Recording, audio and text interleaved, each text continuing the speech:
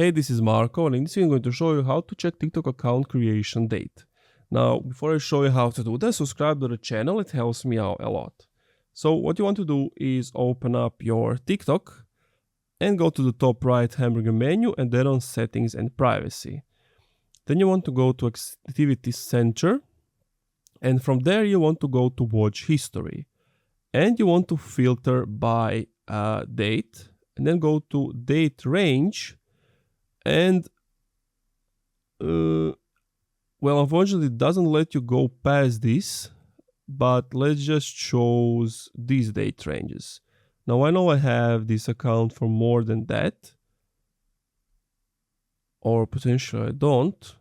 I mean, basically the idea is that you filter it by range, some of the dates, and if you don't see like your first watched video, that means that you don't have an account in that date. Let's see if this one works. No. But yeah, you basically get the point. If you want to know it for a person, for example, this person, I mean, the best bet is just to scroll all the way down, which I know is not optional, but some people don't have a lot of content. You can see this is her first content, and you can see when it was created. And that's it. Thank you for watching this video. If you enjoyed, leave a like, comment, subscribe.